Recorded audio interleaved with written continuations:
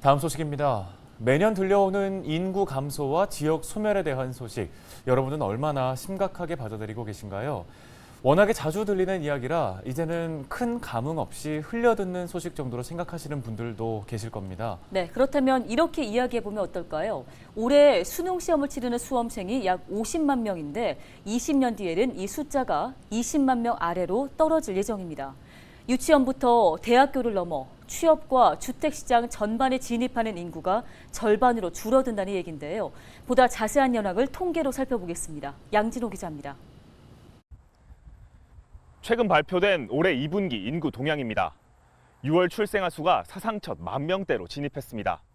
지난해 같은 기간과 비교했을 때 12% 넘게 줄어든 건데요. 사상 최대 규모입니다. 더 큰 문제는 빠르게 줄어드는 속도입니다. 연도별 출생 추이를 살펴보면 올해 출생아 수는 지난 2년의 그래프와 비교했을 때 급격한 하강 곡선을 그리고 있습니다. 세계적으로 봤을 때 홍콩을 제외한 최하위 수준이고요. 특히 이제 우리가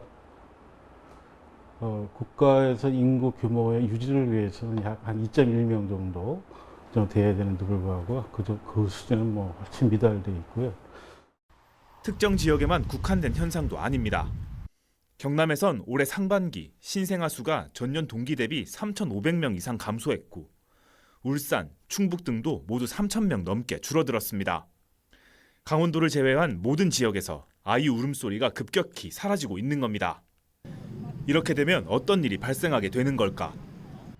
올해 수능 시험을 치르는 수험생은 졸업생을 포함해도 약 50만 명. 이 수는 정확히 20년 뒤 절반으로 줄어들게 됩니다. 이럴 경우 경쟁력이 낮은 지방대학은 구조조정이 불가피합니다. 그게 이제 1970년대 인구로 다시 회귀하는 그런 현상이 이제 나타나는데, 그것으로 나타나는 현상을 이제 보면 앞서 우리 초등학교라든가 중학교, 고등학교 학령 인구가 엄청나게 좀 감소하는 그런 추세에 있고요. 전망은 더 암울합니다. 기혼 여성의 기대 자녀 수도 매년 하락하고 있는데 출산 기간은 더 늦어지고 둘째를 낳는 비중도 갈수록 줄어들고 있습니다.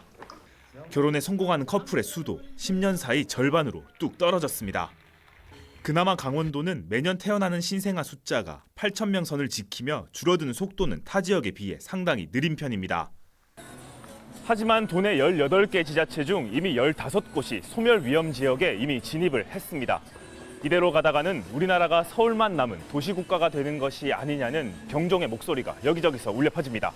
헬로티비 뉴스 양진호입니다.